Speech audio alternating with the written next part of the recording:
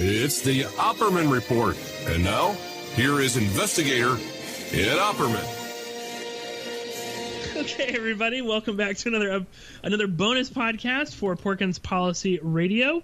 PorkinsPolicyReview.com is, of course, my website. I want to thank everybody for joining me and for thank you all for subscribing on Patreon. Of course, you make it possible for me to produce this bonus podcast, which I'm happy to say I'm recording this on February 21st, and you should be hearing this hopefully but before the end of February. So, breaking with tradition, I am recording the episode a little bit earlier.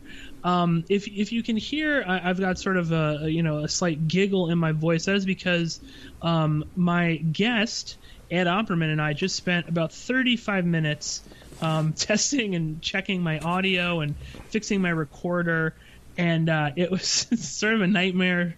But we've finally got it to work right now. And Ed, how are you? Thank you for joining us. I'm very good, Pearse. How are you? I'm pretty good. After that fiasco there, just as like an aside, obviously I've always had to deal with all this, recording with podcasts and stuff, but it's only gotten more intense in the last couple of months because now everything is virtual and online. And I was remarking to Ed, with my day job, I do, I run a lot of live streams, and it is just every time there is a new update on Windows or something, everything goes to hell. And it's just, before it was annoying, but now it's sort of it really is your livelihood. And it is just so frustrating. I don't know. I just wanted to get that out of the way before we started today's episode. And I think this is really going to be a great episode. This is going to be not quite an exclusive, but this is you're definitely going to want to sign up if if you're not already a member of Patreon. Although I don't know how you would be listening to this, but you're definitely going to get your money's worth, your $1 a month out of, or you could donate more. I know it sounds a little bitter, but I'm worth $1 a month. That's great. Yeah, exactly. Yeah. And this is you're here to tell us a really bizarre tale. Certainly ripped from the headlines. Very Law and Order esque. And this is something that you and I have been sort of talking about this on and off for a little while. It is something. This is related to the infamous Hunter Biden laptop. And Ed, why don't you begin weaving this story to the listeners? Yeah, why are you here to talk about this? Yeah, this is fairly exclusive. I only told the story one time before on the air on my own show, just briefly. But then on True and On podcast, I told the whole story with them, the whole from beginning to end, except there's some stuff at the end now too. And then I'm going on Reverend Bob Levy's show this week from the Howard Stern show. So I said, hey, before I go there, let me get a hold of Pearse and see if he wants to talk about this first. A lot of people, you've heard the phrase, the greatest story ever told. And a lot of people apply that to the Bible. Okay, I'm taking offense, okay, because this is one of the greatest stories. For me, I love this story. And it starts out with John Benet Ramsey. Okay, it's a story about Hunter Biden's laptop, but it starts out with John Benet Ramsey. Around 2004 or 2005, you might recall John Mark Carr was in, I believe, Thailand, and he was confessing to the murder of John Benet Ramsey. And they actually went over there, and they did a lot of undercover cyber detective work, and they tracked him down, and they went over there, they extradited him back to the United States, where he confessed to the murder of John Benet Ramsey. When that happened, this was around 2004, 2005, and there were not a lot of people out there doing cyber investigations and tracing emails and stuff like that. I was really, back at that time, really on my game with that. I was ahead of the curve, way ahead of people out there in the public doing that kind of stuff. Not like today, everybody's doing it. So I went looking up John Mark Carr, and I found his email address, and I was looking around, and I found a whole bunch of weird, crazy posts on Usenet under the name First John Mark Carr. And then he had set up another account under it was called something like, don't hold me to it, but something like Teen Christian Counseling. Jesus. Yeah, and he was writing all these creepy posts about he wanted to talk to young girls and counsel them if they were feeling lonely and wanted to talk. All this bizarre stuff. Now, I was busy with other things in my life at the time, probably my divorce, and I turned it over to a producer for Nancy Grace, okay? And I let him run with it because I was too busy to go out there and present this information myself. But I always kept an eye on John Mark Carr from that point forward, because he disturbed me so much. And I knew this guy, and I looked into him a little bit. You know, he had this 16-year-old wife at one point, and she was terrified of him, and her father was afraid of him. And I says, "Oh, is this creepy guy?" So as the years went by, and it turned out he was not involved in the John Benet Ramsey case, but did have his own child pornography case that famously got thrown out because the police sold his laptop at a yard sale. Okay? So there's that. Okay? But the thing is, I always kept my eye on this guy. And one day there was a story came out in the news about this young woman who was about 18, 19 years old. Her name was Samantha Spiegel. And she had been 9 years old in San Francisco. And John Mark Carr, at the time when she was 9 years old, was a teacher's aide at that school in San Francisco. When she sees him on TV, she contacts him. She's around 17, 18 years old now, right? She contacts him, and they enter into a relationship, okay? And as she tells it, he was grooming her to help him go out and lure in and groom and kidnap little girls that were John Benet Ramsey lookalikes, that they would have a little cult of about 6 or 7 little girls that looked exactly like John Benet Ramsey. What's the time period of this, Ed? But the first, when John Mark Carr comes on the scene, it's around 2004, 2005. I guess when this story came out that Samantha Spiegel got the restraining order against John Mark Carr, I guess that was around 2010. Okay, I'm just guessing. Okay. So I had tracked her down, Samantha Spiegel, because I found that story fascinating and I wanted to hear what the hell was going on. So I contact her, but she doesn't get back to me for like a year later. She finds my message on MySpace or something like that, and she gets back to me finally. And she's talking a mile a minute. She's all excited to do an interview. She's involved in all other kind of weird stuff where she's writes to prisoners, and that guy, she was the Polyclass case. She was all mixed up in that with the guy who killed Polyclass. And finally, she comes on the show. We booked it that day, and I interviewed her that day right away because I didn't want to lose her. And we're doing the interview, and you can find this interview on my Patreon. It's called Samantha Spiegel Talks About John Mark Carr.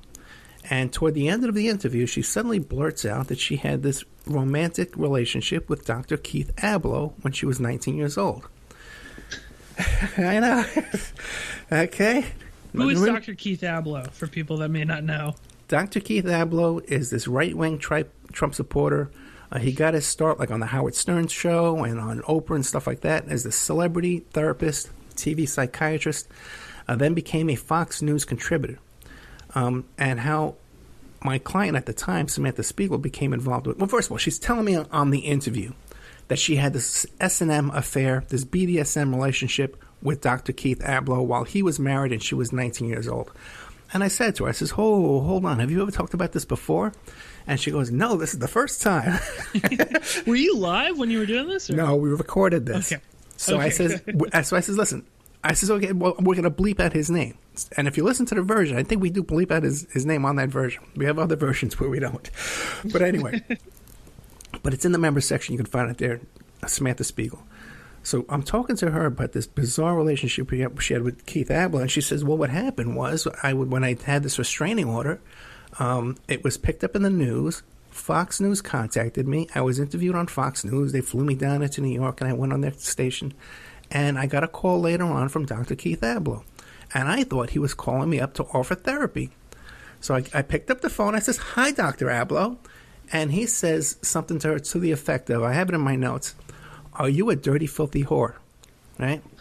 And that's how they established their S&M relationship, where he was having her get tattoos and piercings and do all kinds of bizarre things for him. I have all the chats. I have all the emails. I have all this material. Okay. At one point, they had a fight. She was in San Francisco. He was in Massachusetts. They had a fight over email and over the phone, and he had her committed to a mental institution. Okay. She was in there for about a week. When she gets out, they resume their affair and their relationship. And we have texts and chats after that where he's talking about slapping her vagina with a knife. Okay? So this is extreme behavior from a medical professional and a young, vulnerable woman, especially a married medical professional. Okay? So I explain Ms. Spiegel what her rights are. This would be a perfect opportunity that she could receive compensation from Dr. Abloh and his insurance company. So we begin working on that. And that's when she starts sending me all these emails and text messages and all this material from her computer. That is all this incredible material on Dr. Abloh and his behavior at that time. I presented that to an attorney, Keith Davidson, right? I presented it to Keith Davidson. But at the time, he could not take the case because he was working on the Stormy Daniels situation, and that had just hit the fan. Oh, so that we can know the date of that. We can figure that it's like 2012, right? Right. So, in 2018, that case that was, right? Then it said, no. That'd be like 2016. Anyway. Yeah, right, because it was just before before the election. It was January, GM. So he was at the edge of his, a 24-hour news story. They were accusing him of this and accusing him of that, so he was on that. So, and then we had problems. So the client was a difficult client. She still is to this day. But because of her life and her childhood and the things she was put through. So anyway, I put her in touch with different attorneys, both in New Jersey and Massachusetts, where Dr. Keith Abloh is. We discovered there were other victims who also put together a lawsuit against Dr. Abloh, and the material we put together resulted in Dr. Keith Abloh losing his license to practice psychiatry in the state of Massachusetts due to the fact that he was an imminent danger to the public. Okay? In the situation with these other young girls that he was abusing, he was obtaining prescriptions under phony names and getting them on ketamine and all kind of stuff like that, and the same kind of behavior. Now, by the way, to this day, he has no license, but he does conduct therapy through his website. Not psychiatry, but some kind of therapy where you don't need a license for. Fast forward, okay? I'm sorry. Did he lose? I'm sorry. Did he lose his license to practice psychiatry, or? Well, he definitely doesn't have one. It was suspended at first. It maybe have lost altogether. But the cause that they put down was for the imminent safety of the public. He's an imminent danger to the public. Right. And just to reiterate this, sorry to interrupt, just to reiterate this, I mean, this guy is also, he's one of these personalities that's, anytime Fox needs like expert opinion on, some medical problem, or to prove that, though Donald Trump isn't, losing it, or it's, anything like that, this guy gets paraded around and, as a doctor, which I guess he was, or, sort of is. But yeah, he's one of these people that is just sort of trotted out as I would say Dr. Phil is probably more qualified to, to give you medical help than this guy. Actually, Dr. Phil lost his license too for pretty much the same reason. I know that's right. Yeah. Okay, but Abloh was a legit guy, and he was out there. He first came on my radar when he was on Howard Stern, and he was giving therapy to Howard and Beth. And during the therapy session, on the air, live on the air, he made some comment about wanting to get into a sexual relationship with Beth. That she would be attracted to him. And it was just so weird and so bizarre that it just jumped out at me. Well, okay, we find out. The lawsuit, my part of the lawsuit fell through. Our client fell through. But the other two went through, and they received settlements. But what happens is, for some reason, Mr. Hunter Biden winds up living with Dr. Keith Abloh for 3 months.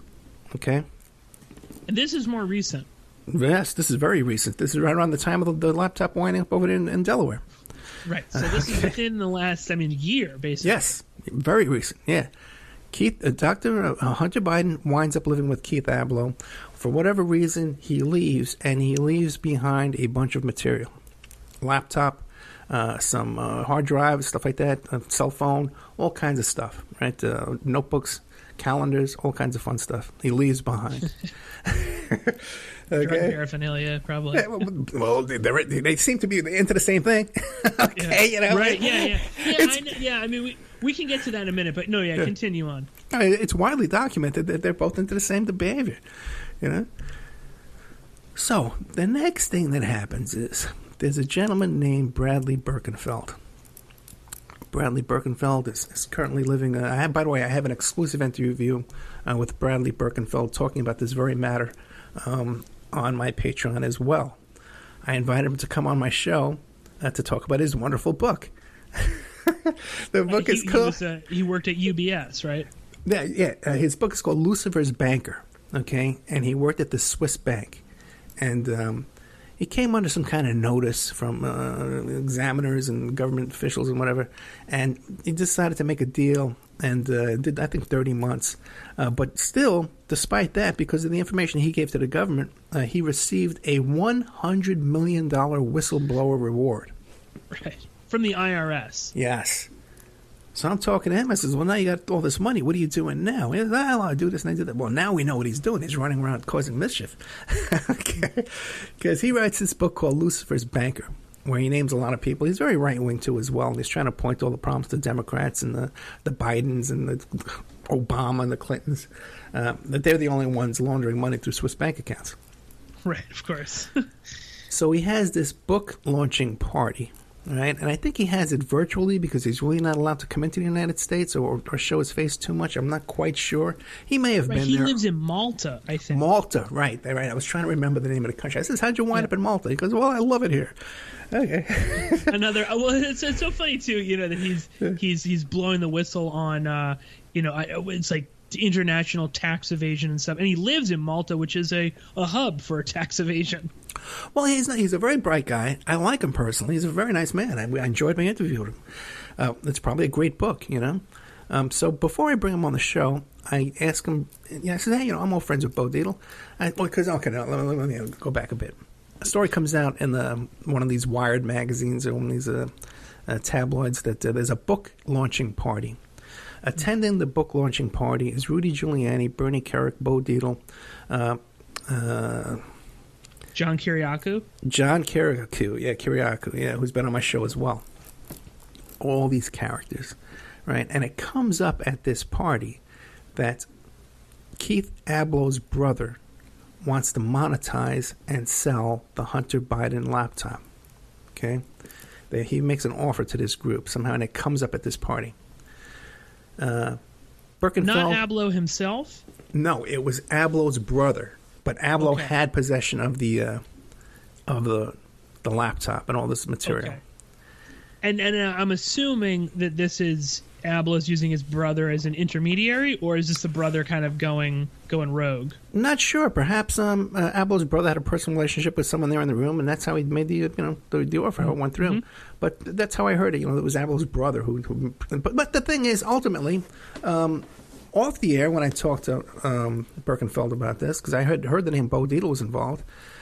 And for people who don't know who Bo Dietl is, look up the movie Bad Lieutenant, okay? That Bo was involved in. And I think he was an executive producer on there, so had a writing credit, whatever.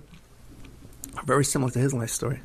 But I think he investigated the case that Bad Lieutenant is actually based on, the murder of the nun. Oh, no, absolutely. Yeah, that was his case. Yeah. The case with the nuns, with the 27 crosses burnt cut into these nuns. That was definitely his case. Yeah. He had a bunch of big cases that year. Right. And he is again, I mean, we've talked about him on the show numerous times, but he is a big deal in the PI world.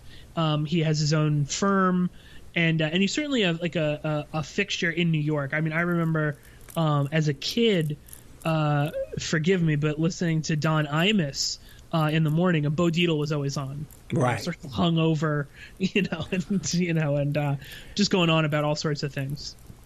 You know what, man? He's one of those guys. I wouldn't worry about him being hungover. He's has excellent political connections. His PI firm hires ex-NYPD commissioners to work on his firm, to run his firm. It's a I don't know if you'd say it's a good or a bad firm, but it's certainly, they'll get the job done if you can afford it. Yeah, and no, it's an excellent firm, and they will get the job done if you can afford it. Exactly, because you got to get some bills, man. But the guy's connected. He has all these connections, and he I like him. I like Bo. I never had a unpleasant experience with Bo where we left mad. Left unhappy one time, but never mad, never angry. Disappointed, yes. Mad, no. Although he has blocked.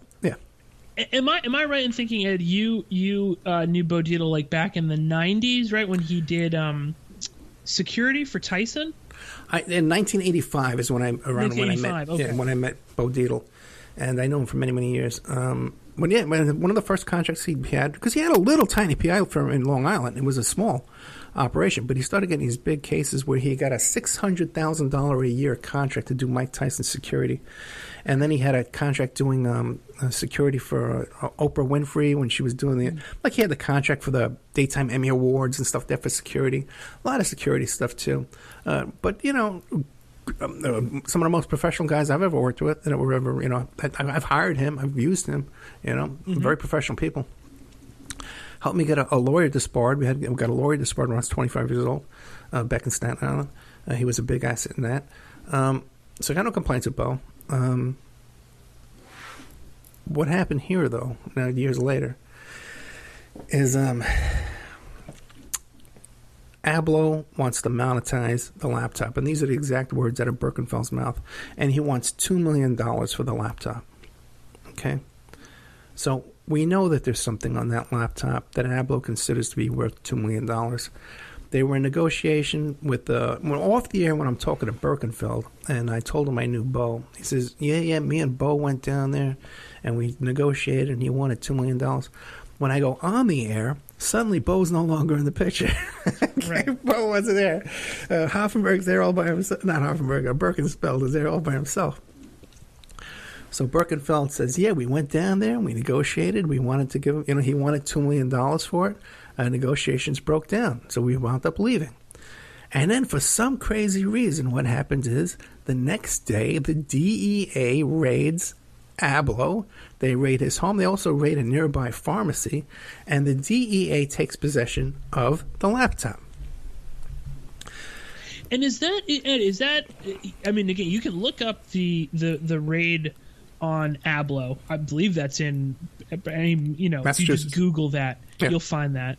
Was it reported at the time that they had possession of the laptop? I mean, I don't know if they said we found Hunter Biden's laptop. I don't know if that's going to show up in, an evidence inventory. But is there evidence that they had possession of the laptop at that time?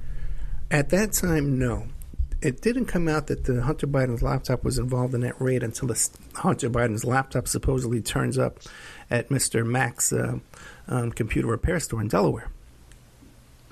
Okay, so let's go from they've raided Abloh and a pharmacy, right? And I assume there had to be some, obviously that is retaliation. I mean, I think we can say, but I assume there's enough evidence or something because a judge had to sign off on. Yeah, someone amongst this group. Amongst this group of Bernie Kerik, Bo Dietl, and Rudy Giuliani were somehow able to get a judge to sign a warrant, okay?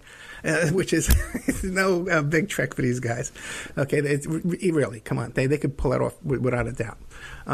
The laptop ends up in the possession of the DEA, and Hunter Biden's attorney retrieved the laptop. But according to Birkenfeld, okay, he believes that somehow the material from that laptop wound up on the other laptop over there at the computer repair store. Now, you can go again to my Patreon. You can listen to raw interview of Mr. Mack over there at the Delaware computer store, where 4 reporters are in there grilling him, and he doesn't hold up very well to questioning, especially especially when it comes up to the part of the chain of custody of this laptop. He's talking to Costello. He's talking to Rudy's partner Costello about this laptop. We know that part. Did he go to them? Did they go to him? Well, he's not sure. He doesn't remember. Maybe I'm not saying. I have no comment. All this kind of stuff. You've listened to it, right? Yeah, not all of it, but I've certainly seen bits and pieces. This is also the guy. This is not like to disparage him, but yeah, he's like partially blind, right? Right. Yeah. He's blind, and he's. Which is not that you can't do that, but it does. It raises some questions about like how thorough is this guy as a computer repairman, and then also. like you said, I mean, his story really doesn't hold up to much scrutiny, when he was questioned about it. But and I just want to make this clear to the listeners that when the DEA, got possession of the laptop through the raid on Abloh's house, Hunter Biden's lawyers got the laptop back. That's out there. That's Yes, that's in public source reporting. But the thing is, that's not a big deal, because if the cops come in with a warrant to search my house and they come in and take all my laptops, my computers and stuff like that, but Pearse Redmond just happened to leave his stuff here and he can prove it's his, Pearse is getting that back. It's not under the scope of the warrant. Okay, the warrant is for, exactly. There's not, unless it was in the warrant. Right, any and all laptops, including laptops on storage or alone, You have to have that wording in there. But somehow he got it back, and they sent it back to him. And you would think, okay, if the cops really examined it at that point, if there was some dirt on there, there'd be an issue, right? But they gave it back to him, and somehow the material, suddenly this other laptop shows up. And by the way, too, if Hunter Biden's living with Keith Abloh would know where he takes his computer to be repaired in Delaware. That's not a stretch. Yeah, that's no. And where's Abloh lives in in Westchester, Massachusetts, right? Massachusetts. Oh, I'm sorry, Massachusetts. Okay, yeah. So I mean, why? Yeah. So I mean, again, just we're meant to believe that then Hunter Biden, drives down to Delaware.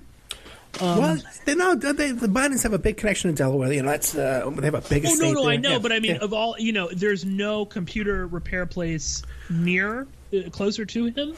Well, according to the public, this is supposed to be two different laptops. That Biden just leaves laptops everywhere. Okay. Oh, so he right. Okay, so he that Hunter Biden leaves like breadcrumbs. He leaves a trail of laptops everywhere he goes to find his way back to his crack pipe. Okay, with pictures of him with teenage girls and crack pipes and all this other stuff, and notes about payoffs to his dad. Right. Because we've all seen this. But the thing is, to remember, before this ever came out about the computer repair guy, Steve Bannon is saying, we've seen the hard drive, we've seen it. So they were all talking about it. None of these guys can keep their mouths shut. Then it turns out, that comes out later on, that Kirikawa comes out and says, John Kirikawa, I had him on the show, a former CIA whistleblower who hangs out with this crowd as well. For some reason, he won't come back on the show, but whatever. We got along great, but he didn't come back. But the thing is, he comes out and says, I was offered a pardon. Me and Giuliani and Giuliani's attorney, which I believe is Costello, I'm not sure, were out drinking one night and we got very, very, very drunk. Could be the same night. You know what I'm saying? I think it is the same night. I think that's the night when they're at the book launch party. It makes sense, right? You know? And he says, well, Rudy went to the bathroom, and his lawyer says, well, we're giving away pardons. It costs $2 million. The same figure. It's too much of a coincidence. The same figure is being bandied about the $2 million for laptops and pardons. Yeah. Like maybe they're telling him, hey, listen, can you get down there and get into that house and get that laptop? It's, it's worth it for us. And he wants $2 million for it. We'll give you a pardon. Who knows what that deal was? But the thing is, I'm convinced. And if you can listen to the words right out of Birkenfeld's mouth if you think I'm exaggerating things or whatever. And Birkenfeld tried to say that it was the DEA somehow had his phone tapped and they went down there and took it. And I said to him, well, it seems to me, I didn't want to mention Bo, but I said, it seems to me if there's someone around here with the juice to get the DEA to pull a warrant, to get a judge to sign a warrant, wouldn't that be Giuliani? And he was like, so, yeah. So, but come on, man. I think this is one of the greatest stories ever told. You go from John Benet Ramsey, John Mark Carr, Hunter Biden, Keith Abloh, who I'm involved in, and then you got John Kirikawa, the spy, whistleblower. No, and just quickly on the John Kiriakou thing, because I remember that one was I just remember when the stories came out about the pardons and money and stuff, and I have enjoyed John Kiriakou when he was like a co-host on Loud and Clear, which is a Radio Sputnik news show. I thought he was pretty good. I enjoyed some of his commentary, but there is something about him that has always sort of like rubbed me the wrong way. And when this stuff came out, it would just sort of confirm to me, it's just kind of there's just something about him that he that just seems off. I mean, number one, I mean, now you could say, oh, I was just sort of hanging out with these people because I wanted his pardon, but even then, I mean, he's obsessed with getting back his pension from the CIA. Right. He even mentioned it in the laptop deal. Yeah.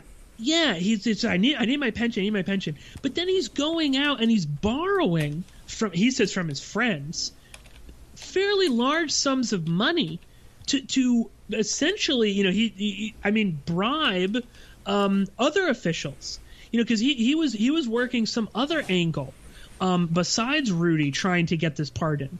And I think he was given, he was like, I don't know, it's maybe somewhere in the neighborhood of like 100,000 or something like that. And then you just sort of wonder, like, where are you getting that kind of money? You're borrowing it from your friends? I just don't really believe that exactly. I know he was doing speaking gigs. Yeah. And those can pay a lot of money. I'll tell you a funny story, though. No, when I had him on the show, because you remember back in those days I wasn't on Twitter? Mm-hmm. Okay. When I had him on the show is when I started and I created my first Opperman Report Twitter account. My old one used to be Email Revealer. So he was like one of my first Twitter people on there. And then I had the Falcon and the Snowman on there. Like my first 70 Twitter followers were like all these CIA, right. bank robbers, all these kind of organized crime guys, these smugglers, man. Like my first 70 Twitter followers, I must have been under 24-hour surveillance in that bunch. No fly zone. There's something also about if you listen to Kiriakou on the and I believe now, and I don't know, I believe that because I just don't really listen to Radio Sputnik anymore, but I think that he now does a show with oh God, what's his name? That he was like a former Breitbart guy. He's had me on his show on Sputnik before. Lee Stranahan. Okay. I think now Kiriakou does a show with Stranahan, which is fine. I mean, I've been on, Stranahan has invited me on his show. I went on it. He's kind of a bit of a weird guy, but he's fun. But it's just sort of strange. And if you listen to him on his show, Kiriakou says he doesn't seem to have all that many qualms with what the CIA actually gets up to. Right. He's I draw the line on torture. That's evil. I don't know how naive he really was. I mean, he was I believe, a field agent at some time. I mean, is he just totally unaware of their history of torture? He only suddenly, they started torturing and he drew the line there, but not with like overthrowing countries or, anything else. I mean, he didn't seem to have a problem with the war on terror aside from the torture. And there's something, I don't know. I've just always had a weird vibe from him, and this just kind of confirmed it, that he's hanging out with these sort of people, and I don't, and it just seemed so sort of not even shady, but just this sort of like dregs of criminal society, Yeah. Also, too, this is the same bunch too that were totally behind the attack on the Capitol on January 6th. With all the connections of Roger Stone and Manafort's connections to the event planning place over there, the connections to the Proud Boys and all that stuff, and also to that Liebengood. You following that thing with that Liebengood cop? No. Liebengood, the cop who committed suicide, the Hill cop who committed suicide 2 days after the event. His father was Sergeant at Arms of the Senate. And after becoming Sergeant at Arms of the Senate, went on to form a lobbying firm. He also testified at the church committees about JFK assassination information that he had. And that's how then his lobbying firm became so big and powerful that he merged with Stone and Manafort's lobbying firm. Interesting. That's blockbuster stuff, man. It's starting to come out now in dribs and drabs. I think about Alex Jones and the Proud Boys and Roger Stone. But I've been talking about this stuff for weeks, man. This thing stinks. This whole thing stinks. Oh, there's also this, I don't know if you found the character Ollie Alexander. Yeah. Yeah, I mean, this guy, I don't know, this is sort of a little bit off topic, but it's still connected to all this. I mean, he's the one that's out there, and on his own, live streams talking about, this is my best friend Paul Gassar, these three major congressmen that were all involved in basically organizing and fomenting what happened. And now Ollie, who that's not his real name, by the way. That's just, I can't remember his full name, but it is not Ali Alexander. It's like Ali Abdul something. Yeah. And who's been arrested, I don't know, 4 or 5 times for fraud, credit card fraud, all these you can look up his mug shots. And now he's just disappeared off the face of the earth. And that is interesting to me that, again, when you see the groups of people that they in these circles, they're all interacting with one another. It doesn't entirely surprise me that Ali Alexander could just disappear. I mean, how he's not been dragged in, at least for questioning, for organizing the Capitol riots, is shocking, and how no one has found him since. Not even just like the digital armchair detectives out there that do they found Ted Cruz in the airport, but they can't find Ali Alexander. Just very very bizarre. I mean, that just to me again feels like these guys are able to get protection. They're able to they know people in their circle that can help them. Yeah, because there's a ton of blackmail dirt floating around out there, man. There's a ton of stuff. But the thing is, also, too, to speaking of Ted Cruz, okay, maybe there's a second reason why he's heading down to Mexico. Because the thing is, Ted Cruz, his name was on that Motel 6 notepad. The guy who was caught with the Molotov cocktails and the guns and all that stuff like that, he had Ted Cruz's name, Sean Hannity's Ted Cruz's phone number, Sean Hannity's phone number, and Mark Levin's phone number written down on a pad from a Motel 6 hotel, okay, when he was arrested, with all these Molotov cocktails and all this stuff. And then you got, let's take a look. Who resigned the next day? Reince Priebus. His niece was involved with, was a front man financing stuff for the Stop the Steal rally there the next day. Manafort's event planning company was the event planning company that ran that operation there that day, the Stop the Steal thing. And then you got Eric Prince, right? Eric Prince's sister, Betty DeVos, she takes off. Now, why would she quit? Those people are as dirty as they come. They don't give a damn about anything. I know. Right? Think about that. Why would she quit? I think. And then it was like... Elaine Chao, right? Right. She went. I mean, they certainly they framed it as like, oh well, this was too much. This is not anything else is locking up kids or any of the numerous other horrible things that he does on a daily basis. No, this was too much. But I mean, it definitely it reeked a little bit of that. Just the walls are closing in. And we've got to kind of protect ourselves because we're all sort of involved in this. I mean, more so than just working for the administration. And just like when those rats resign from the sinking ship. You know what I mean? Because they're offended by the captain's behavior. You know what I'm saying? Yeah. They can't stand it anymore. Oh, my goodness. They've had enough. But, Eric Prince, right? What if Trump, because it's the same cast of characters. Just think about it. Giuliani, all these guys, right? All these guys. Same ones that tried to pull off that crazy Venezuelan coup with Trump's security, private security guards, and Giuliani's clients that were coke dealers and stuff like that. All those guys. And Keith Schiller was involved in it. Oh, is this the recent one with these like ex-special forces guys that went down there? You're right, yeah. Oh, did you listen to my show on that? No. I did a great show on that. I put it all together. One of Giuliani's clients was a money launderer, coke dealer, okay, that was involved in all this stuff. It was Giuliani's client. And Giuliani even said that he was down there representing a business interests, trying to negotiate with the Guaido. It's all laid out. But the other guys, these guys were introduced by Keith Schiller to the guy in exile. Who's the guy? Maduro? Who's Maduro, right? Yeah. The exile guy, Maduro. Right? Maduro, right? They introduced him to them. These are Trump's security guards at his rallies. Just like when Trump's first rallies in Las Vegas were all these NYPD cops running the whole damn thing. He didn't have any kind of campaign staff whatsoever. All he had was these off-duty cops that were all tweaking out. So that whole coup d'etat down there was all Giuliani, all Keith Schiller, all Trump's private security guards, some ex-Venezuelan coke dealers, generals down there that were coke dealers that were under indictment by the United States, by the way, and some clients of Giuliani that were money launderers and coke money launderers. You got to find the show. I really put it together. I'm gonna look because I remember when that broke, and it was just sort of it was funny the way it just slipped.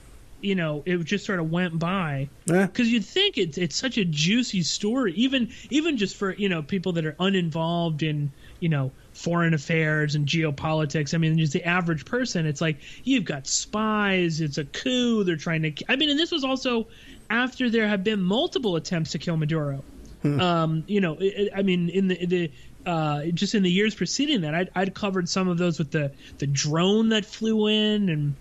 Right. And then it's like these ex-U.S. Special Forces guys, and I mean, at any time you hear that, former Special Forces, that's just code for, active duty intelligence officer. They're always like you see with the I don't know if you saw this guy who is he runs this right-wing white power organization called The Base, which is the same name. That's Al-Qaeda. Al-Qaeda translated from Arabic to English is The Base. And this is this guy is a former DHS intelligence operator who runs this organization. I mean, it's like you can't even make this stuff up. It's clearly he's not former intelligence. He's still active. Well, his claim is that he's discouraged by the way that the government acts. But what about this guy from the Proud Boys? It just turns out he's a major informant putting together cases for the government. Oh yeah, exactly. Well, I mean, and you saw I saw on it was on Intel News was reporting about this, just the splintering now basically of all of these white power groups because they're suddenly just realizing, lo and behold, that they're just full of informants. And I think it's if you were to look at it a little bit more in a broader sense, I think this is worse because now what you're doing is you're splintering them into hundreds of little mini organizations that will also have their own police informants, but they'll become more bitter, they'll become angrier, they'll feel like they'll have to lash out. I don't think that in inserting these guys it is to disrupt them, but I think it's to radicalize them even further. Yeah, but as they become smaller and they're infiltrated, then these guys can set them up for one of those sting operations, entrapment. Exactly. And you see that more with these these morons that get convinced. We're gonna here's the. You see this a lot with these sort of these idiots that hate America. They want to blow up America, or these sort of mildly kind of disillusioned Muslims guys that get convinced. We're going to make a statement, and then it's some FBI informant that gives them a bomb, and sets them up. I mean, obviously that's what's going to happen with these guys. Yeah. Well, kind of like that. Those guys that wanted to kidnap the governor over there in Michigan. Yeah.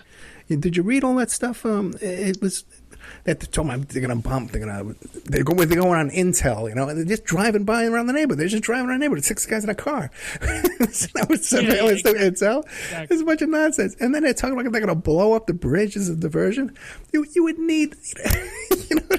Oh my God! What it would take to blow up a bridge? I saw the bridge. It's a huge bridge. It's not like a little bridge.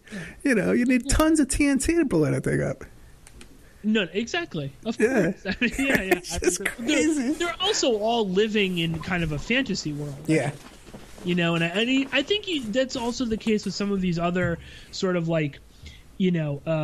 even figures like Ali Alexander. I'm sure he's involved in a lot of this, but I think it's what's his name? Who was also involved with Ali. We talked about him all the time. He's always making up these phony stories about sex scandals. Oh yeah, the Berkman and Wall. Yeah, Jacob Wall. I don't think he's really that clued in. I think he likes running around and pretending like he's a spy.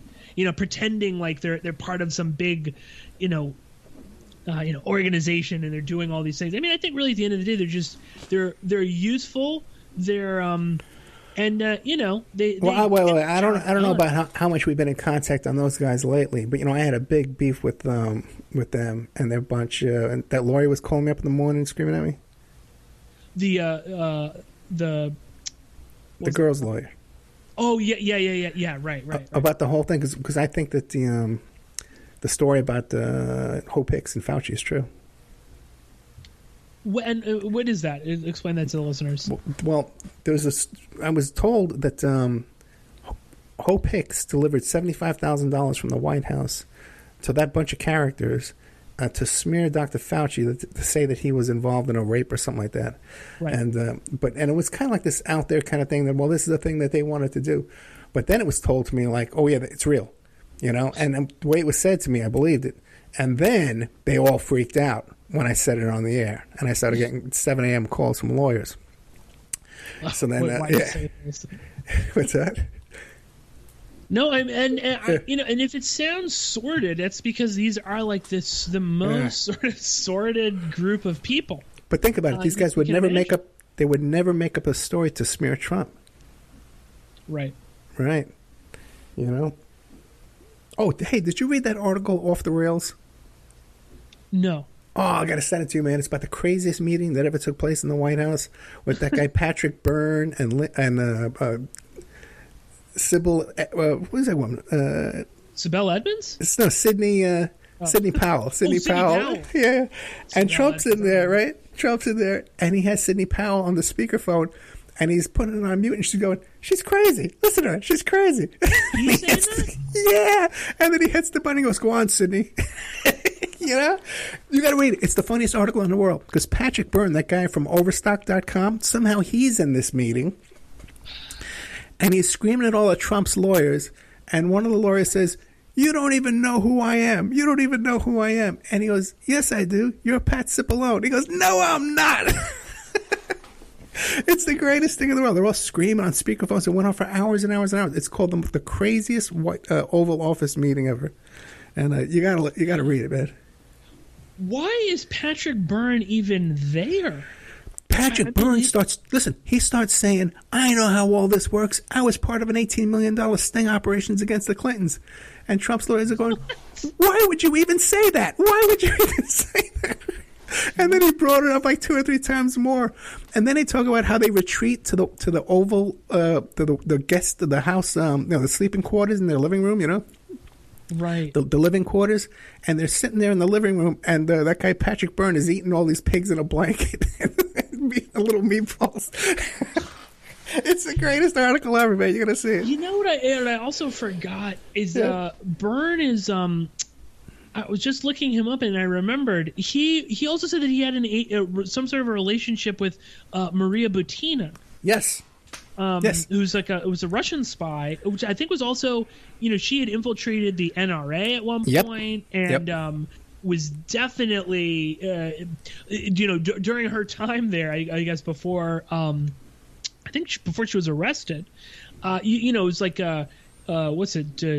LaPierre was involved in all sorts of shenanigans, and there was, the questions about financial irregularities within the NRA, and then you saw all these officials were resigning. But I forgot, that Byrne said that he slept with her. No. You got to listen. You got to read it. It's on his website. You got to read it. He says we were going to have an old-fashioned courtship where there would be no sex before marriage, or no sex until we were sure that we were going to have a relationship, and then there would be sex. So I think he was being played like a fiddle. But I don't know if you heard, but LaPierre is being brought in. They're going to recruit him to come in and clean up all the stuff going on over at the Lincoln Project. Really? No. Oh. I was going to say. Deadpan head. There's a funny story that Ken Silverstein wrote for Washington Babylon, where he was sort of, to me, it was sort of alluding to LaPierre being involved with some 18-year-old intern at the NRA. Who had like this amazing apartment that seemed to be being paid for by Wayne LaPierre. And this was just before he resigned. Yeah, interesting too that Ollie North, hesitated from exposing LaPierre and everything he was up to, and he backed down from that fight. Mm-hmm. I guess they had some dirt on him too. Yeah. Yeah. No, what a sordid bunch. But again, it's just so ridiculous to me that like you've got the CEO of Overstock.com in White House meetings dictating policy. I mean, those final days in the White House where it's like, Mike Lindell walking around with the, what was it, that memo about, changing the CIA director and Patrick Byrne. I mean, it must have been sheer just chaos. True insanity. I mean, beyond the level that it had been. Read this article. I'll send it to you after the show, and you'll get a real glimpse. The craziest meeting at the White House. I'm going to read it again. It's so funny. It's kind of hard to navigate because they have a series of articles, and some of them are abbreviated, and then some of the longer versions, and it's hard to navigate back and forth and figure out which is which. So you wind up reading it 2 or 3 times. But how about Lin Wood? His total meltdown where his partners are quitting and suing him, and they're saying that he was claiming that he was Jesus Christ, and he's calling for the execution of Mike Pence. Yeah, let's just talk a little bit about Lin Wood, because I think we talked about him the last time we recorded something. We were discussing Lin Wood, who at that time, I think we recorded that just before the riots at the Capitol, I think? I think it was the day before, yeah. Yeah, I think you're right. Day before, and at that time, Lin Wood was beginning to kind of implode, but he has since gotten much worse. I think we can say. So just fill the listeners in a little bit. Well, like you said, first of all, in our last interview, we talked about this. He starts quoting about this blackmail and pedophile ring and stuff like this, and he starts quoting this guy Timothy Charles Holmseth, who I discovered. I gave him his first radio interview. Okay, he wrote a book about Haley Cummings, and I thought he was legit. I had a rough day that day. I was going through a custody evaluation that day, and I brought him on the air. And the interview was a little awkward, but I thought it was my fault. The second time I brought him back, it wasn't my fault. I could see this guy was just all over the place. Since that time, he's been arrested. He's been on the run. He's been, he tried to get me to commit crimes for him. I wouldn't do it. He tried to hire me to commit some crime for him. But the thing is, Lin Wood was using this guy as his source for, Able Danger and the underground child pedophile rings and all this kind of crazy stuff. Right. People are totally discredited. Then it came out that Lin Wood's partners were suing him, and he assaulted a couple of his partners in an elevator. Then apologized for it, said he had no reason to do it. He's wrong, but then he did it again. He said he could be the second coming of Jesus Christ. He's not sure. He's working on it. Yeah, just wants to check with the man upstairs. Not quite sure. He's gonna have some nails into my hands here. Let's see how this works out. Then, what do you call it? Then he gets disbarment comes out. These disbarment referrals. He was thrown off a case about one of those defamation cases. Carter Page's defamation case. He got kicked off. The judge says, "We don't want you on this case, man. You're out of town, and you're acting crazy." Right. And he says, "Well, Your Honor, in all defense, I've never acted crazy in this town." I just looked him up. That little shit Nicholas Sandman. Yeah. He just fired Lin Wood. Oh, really? I just saw. This is an older art. This is from maybe 4 weeks ago, I think. But yeah, wow. pro-Trump lawyer Lin Wood fired by teen who faced off with Native American in viral video. It doesn't surprise me. I mean, he's so off the walls at this point. Lin Wood was a real. We talk about when we've come full circle because he was the John Benet Ramsey lawyer. He was the lawyer for the Ramseys. He won them millions of dollars for defamation, and which was an uphill fight. This guy was a great lawyer, and no doubt about that. And maybe he still is, but his public behavior, everyone can see, is troubled. Totally. Yeah. Well, I think this is probably a good place to wrap up. Just a few quick things that I was thinking about earlier is just to return to Hunter Biden, who's sort of it's so funny. Like he's such a minor figure in this whole story that we've been talking about. But True. Just returning, do you think, your honest opinion, Hunter Biden and Keith Abloh living together, is this like a medical type of a situation, or do you think they're just partying together? I can't imagine if they're living together. I can't imagine that there was some kind of therapy going on. Right. From what I know, maybe they've both turned over a new leaf, but from the active information that I've seen, and I can't imagine they had to be, just indulging in the same behaviors. Right. And so, I guess then just on the laptops, these sort of multiple laptops, so the original laptop that was seized, there was maybe nothing on that or nothing of value. No, that's not what I'm saying at all. I'm saying that they got the laptop from Keith Abloh. That's the laptop that was worth $2 million that had all the information on it. They copied that laptop or swapped out laptops or whatever, but got that information into that computer repair store. And even Birkenfeld says, that's so easy to do. Okay. No, because that's what I was thinking. Yeah. Is that then, they obviously knew that there was juicy information on there, so we'll give it to this nincompoop in Delaware, and that'll be the conduit to sort of funnel the story out to the Post and others. Just think, Abloh wanted $2 million. Okay, so he came up with a figure of $2 million. That's a big figure, man, to come up with something that's an unknown if he didn't know what was on there. Then the negotiations fell through, and they didn't just say, well, there's nothing on there, it's not worth it. No, they sent in the DEA to get it for him. They sent in troops. Right. At risk, of all this being exposed by some wacky PI, and it's going to stumble on it. And also, again, you've got a judge signing off on a warrant. I mean, that also, to me, and I don't know. I mean, you might know better about this. I mean, obviously, you can get if you've got enough juice, you can make a judge sign things, and that's in the sort of popular culture as well. Yeah. You see in like Law and Order where their judges are kind of stretching here and there. But I would think that there has to be maybe just a shred of evidence or something like that Abloh maybe was writing prescriptions or something like that. Oh, yeah. And all that evidence is in the lawsuits against Abloh. It's all in there. But I'll give you one even better. You remember the story about the woman down here in Florida who DeSantis fired her because she wouldn't fudge the numbers on the COVID numbers, and her home was raided with a warrant? That was a brand new judge. That's the first warrant he ever signed. Okay. Now that stuff.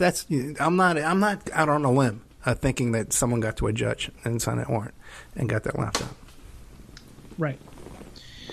Quite. I mean, yeah. It's just it just encapsulates so much of like the seediness, I think, of Trump and the people that surrounded him, and I mean, it does sometimes. I think when you take a step back and you look at all these people, Overstock CEO and whatnot. I mean, it seems like such a just like a sloppy operation, just sort of filled with sycophants and hangers-on and I mean, Ed, just quickly, I mean, any sort of, do you think we're gonna see more? I'm sort of surprised that there hasn't been more kind of tumbling out about some of this stuff. I mean, I assume we'll get hopefully some tell-all books about maybe time in the administration or others, but I'm sort of shocked at how kind of close-lipped everybody is about this so far.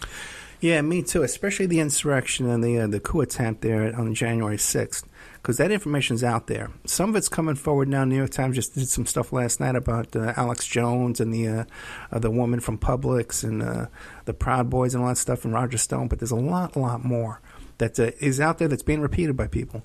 Now, and the Hunter Biden stuff too as well. I think there's stuff being held back, to have control over the Bidens because there's a lot of money funneling through that area. And Biden had the balls to bring in John Kerry when John Kerry's son was partners with Hunter Biden and was so offended by Hunter Biden's greed that he backed away from Hunter Biden. So but Biden brought him right in and doesn't care. I got a lot of stuff going on. The TV series is going to happen, okay? And I just had a great meeting on Thursday, man. This is definitely going through. And I'm going to be talking about Hunter Biden on that show for sure, 100%, plus a lot of the other stuff I talk about.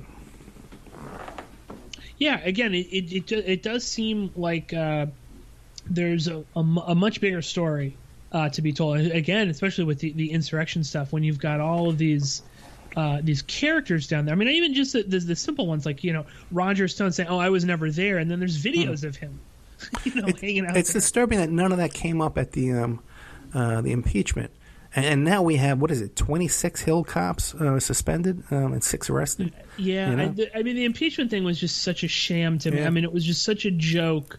I mean, they really did blow their wad with the Russia stuff. And then when there's something like this where it's, I mean, again, you've like Ali Alexander is on tape saying that he was coordinating with I mean, the big one is Paul Gosar. He was the one that was standing with Cruz. You know, he's from Arizona. He was the senator, or I think he's senator or congressman. I can't remember now. But he's the one that filed that objection that made them all walk out. And then 10 minutes later, they're breaking in. You know, the QAnon shaman is there, waving the flag, and you know, guys are walking around with zip ties looking for senators and whatnot. So yeah, very odd. I mean, I hope that more comes out. But yeah, like I said, I think this is a good place to leave it. Ed, quickly, let the listeners know where they can go to find your work, and let them know any interesting stories or episodes that you're going to be covering soon. Oh, I got a really good one. But go to my Patreon. That's pretty much where all the good stuff right now. All this Birkenfeld stuff is in there. The Samantha Spiegel interview is in there. The raw audio from that interview from the computer laptop guy, that's up there for free, I believe. And I put up free content up there, too, all the time. So check it out every now and then. Otherwise, you could find me at Opperman Report if you just Google it. The best place to listen to that is Spreaker.com because there's a chat room. You get an email notification anytime we put up new content. I put up about 6 hours a month there for free and 8 hours a month in paid content on Patreon, but also too you can listen to the stuff we put out for free with no ads on Patreon too as well. So there's that. I got a big guest coming up, okay, that you've never heard. He's untouched. He's a virgin to this area. Mr. Bill Rickert, who was the director of the film Winter Kills with Elizabeth Taylor and John Huston, and who else is in that? Eli Wallach. Man, all those great freaking actors. Yeah. Great movie. So he's coming on the show. Great guy, by the way, too. I really like him. Well, and he's got just reached out to him. He's got also, too. Yeah, oh, no. He's got all this raw audio tapes of Howard Hughes. Really? How did you know him? I just looked him up. I just called him up. Wow. No. How did he have this stuff with what's his connection to Howard Hughes? No, because he's just into all this kind of stuff, man. He's a really interesting guy. Gotcha. He's a really interesting guy. Winter Kills is about the JFK assassination. JFK assassination with Tony Perkins in it. That was his first film that he ever made. And when they were in the middle of making it, the unions came in and shut them down. And then one of the executive producers who was financing it was murdered. Wow. Yeah. I've never seen the film. I've always heard about it, but I've never seen it. But I'll definitely have to check it out. I'm just looking too. It's got Sterling Hayden, Toshiro Mifune from like Rashomon and every Kurosawa movie. Really big cast. I'll definitely have to check that out. If you've never seen it, check out the director's cut. It's on Prime, Amazon Prime right now. Oh, okay, great. I will. Yeah. I'll check that out maybe tonight. Excellent. Well, something to look forward to. Ed, thank you so much for joining us. Thank you all so much for listening. And thank you all so much for subscribing on Patreon. And I'll be talking to you all very soon. Thank you, Pearse.